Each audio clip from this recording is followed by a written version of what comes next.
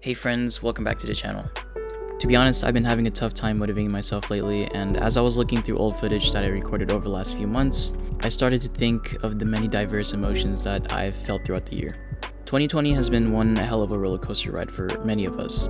We started off with the global pandemic, which ultimately led to the decline of multiple industries and massive layoffs. We experienced an outcry for social justice in the form of riots throughout the states. Our political climate has never been more divided in history, and many of our favorite small to medium-sized businesses are now gone. And the list just goes on and on.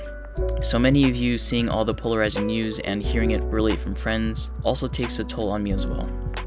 At times, I completely forget my purpose and lose motivation to keep on going. So if you're someone on this boat right now, I just want to let you know that it's completely normal and you will be fine.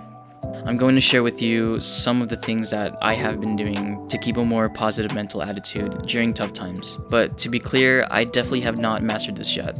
It's still something that I'm actively practicing every week. First thing I try to do is to be the positive energy that I need from others. Instead of expecting people to show me compassion or to be understanding of my situation, I try my best to be compassionate towards myself. To me, life is like a long road trip. Just enjoy the ride and make sure you stop by a fruit stand and admire how far you've already come. Try not to beat yourself up too hard for many unplanned stops along the way. Blaming yourself for why you feel unmotivated or unhappy will never lead to change. It will only bury you further. Instead, give yourself encouragement or some words of affirmation to propel yourself forward. Remember that shit you don't want to happen sometimes still happens, so just keep on smiling and carry on. Second thing is, make sure you complete a thorough vibe check. Seriously, this one is really important. The people closest to you can have a dramatic impact on your life. You may not see that impact on a daily basis, but trust me, it's happening to you whether or not you like it. At the end of the day, you are a direct reflection of the people you spend most of your time with. So if you still have toxic people lingering in your life who bring forth unnecessary drama, or anyone who is holding you back from being the best version of yourself, it's time to start thinking about some sort of relationship audit. In and even after high school, I used to hang out with hundreds of people, pretty much a new person every week, and they mostly don't put value into our relationships. Now I can pretty much count everyone I spend time with on both hands, and I'm perfectly okay with that.